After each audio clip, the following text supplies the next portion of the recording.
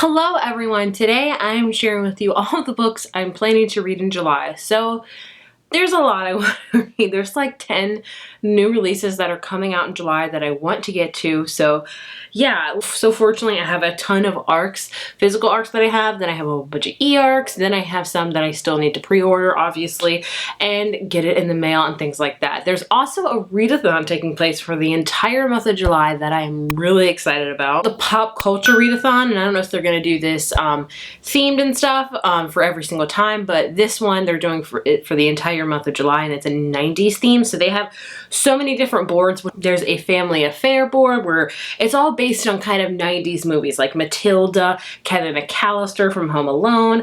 Then we also have Thrill Ride. For that we have Jurassic Park, we have Candyman, Scream 2, and there's just a whole bunch of them. They also have the adult table for the adult movies like Never Been Kissed, The Best Man, Sister Act, things like that. The one I will definitely be doing is Teen Dream, because I've said time and time again, I was born in 1988, so I definitely grew up in the 90s, and I still cherish and love a lot of pop culture, a lot of things that come out in the 90s. I love 90s music. I listen to it literally every day. That's not an exaggeration because my son loves it.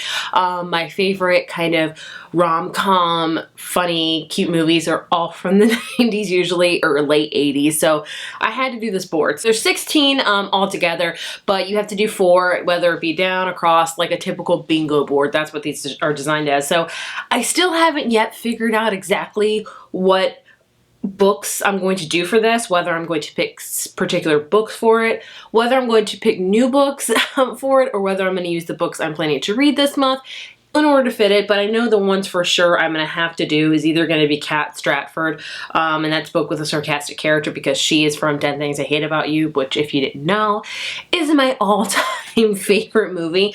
Either that one or the 10 Things I Hate About You, Enemies to Lovers. So one of those I'm going to have to incorporate. So I can't figure out exactly which bingo board I'm going to do yet, but rest assured when I do, I'm going to put a Twitter thread all about it. But I'm really excited for this readathon, if you can't tell. So I'm going to see how I can finagle it. So I'd say if you're a really big fan of readathons in the 90s especially, be sure to check them out. I'll leave the links down below for them on Twitter. Into the books I plan to read in July for sure. I'm going to start with the physical arcs that I have. The first one is 10 Things I Hate About Pinky by Menon. She writes a lot of YA contemporary, and this is one of them. This was supposed to come out in June. It got pushed back to July.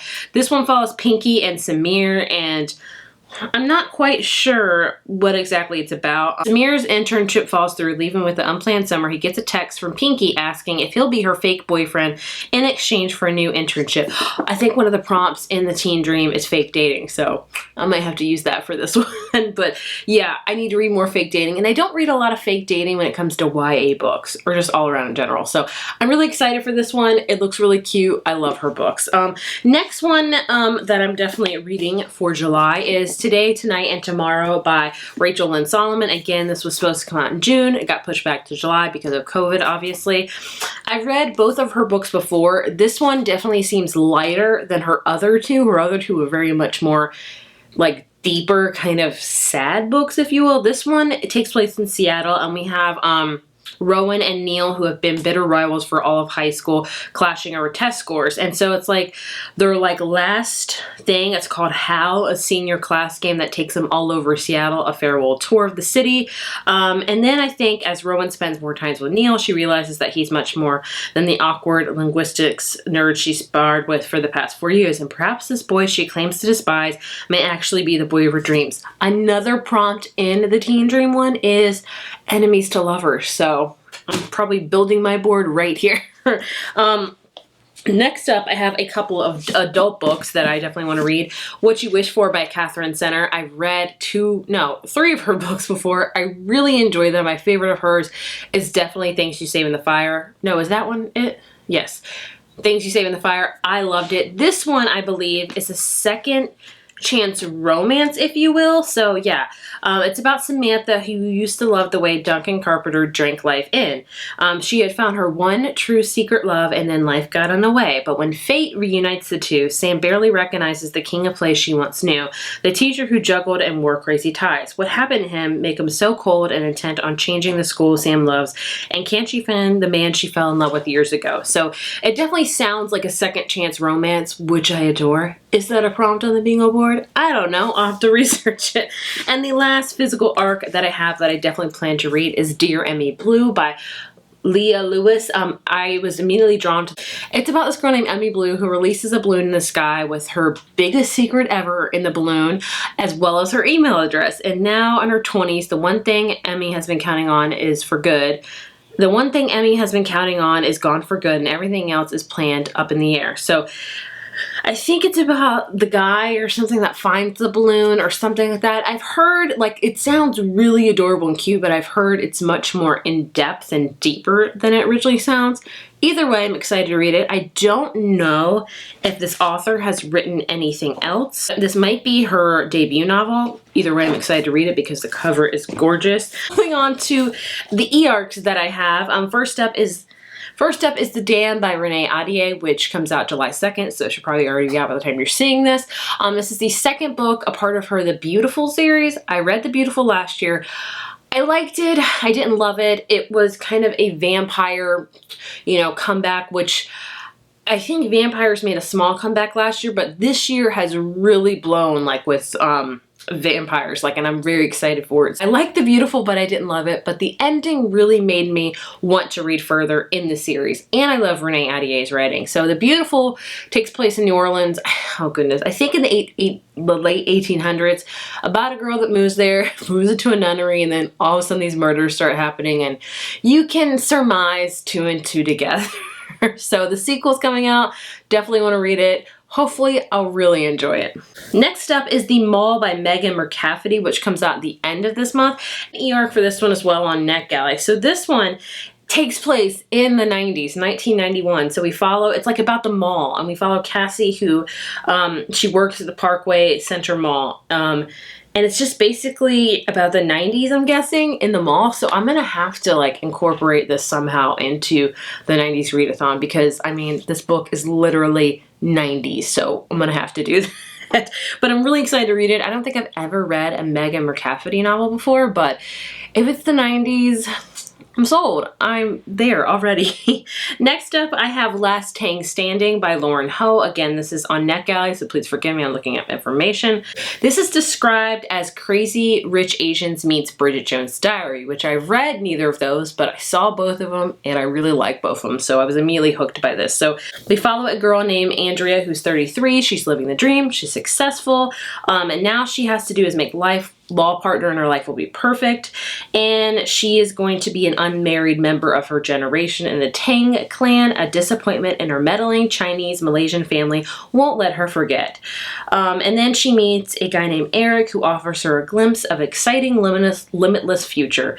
Andrea decides to give Mr. Right for her family a chance. Too bad Sharish, hopefully I pronounced that right, her office rival and the last man her family would approve of, keeps throwing a wrench in her plans. So I'm thinking this is going to be one of those romances where you think that's going to go one way, but it's going to go the other way. I'm really excited to read it. I haven't read anything by Lauren Ho. I'm not sure if this is a debut novel, which is exciting. And this is another kind of sounds like maybe enemies to lovers. I don't know. Really excited for it. Next up, another NetGalley book I have is The Shadows by Alex North. This is his second book. He released The Whisper Man last year. I'm not exaggerating when I say I ordered and then canceled that book 3 separate times. I'm really not exaggerating because I kept hearing about it and it really sounded good, but then every time I ordered it, I thought about it. I'm like, this book is going to scare the crap out of me because it's about a child abduction or childs go missing and killing, and I can't do that. So I don't plan to read The Whisper Man unless I get really good with horror novels. But The Shadows, I think I may be willing to do. I don't know, but about a teenager like Charlie. He has a dark imagination, a sinister smile, and always the outside of the group. 25 years ago, Charlie did something awful. He committed a murder so shocking that it's attracted that strange kind of infamy that only exists in the darkest corners of the internet, inspired more than one copycat. Paul Adams remembers this case so well because Charlie and Paul's friend were the victims of like Charlie's big murder case, but Paul's slowly starting to put his life back together, and then it's not long before things start to go wrong. Paul learns that there's another copycat that struck in the same town, and it's not the murder, it's the fact that afterward Charlie was never seen again. So this guy Charlie committed this really creepy, very scary murder that's probably gonna scare the crap out of me a long time ago, and then he just went missing. So is the copycat him? I don't know, but is this book gonna scare me a lot? Probably. And the last book I want to check out that I don't have an e-arc for or anything like that, but I probably am gonna buy it, is called The Year of the Witching by Alexis Henderson, which this cover, oh my gosh. This is, I don't know exactly what genre to put this in. It's definitely adult. I don't know if I would put it in fantasy or kind of like paranormal. I don't know, but it's about a girl that's a young woman who lives in a rigid society that discovers dark powers within herself.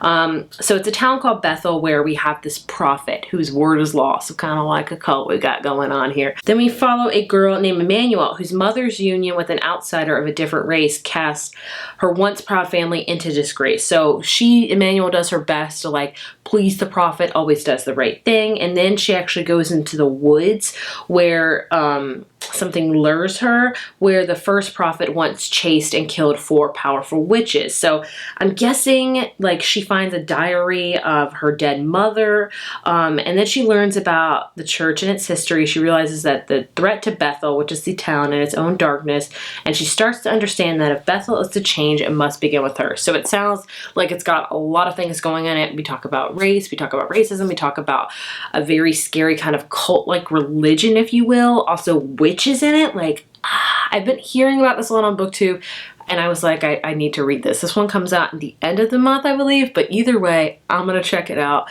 It'll also probably scare me, so maybe I'll just read The Shadows and then this one back and just get my scare on and be done with the scariness. But yeah, a lot of new releases, honestly. My backlist books are really mad at me. I'm sorry, guys. But either way, I would love to know what you're reading in July. Are you participating in this 90s readathon that I am so excited for? Like I said, check out my Twitter when I'm going to put like what boards, I guess, bingo things I'm going to be doing. But yeah, thank you guys so much for watching, and I'll see you in my next video.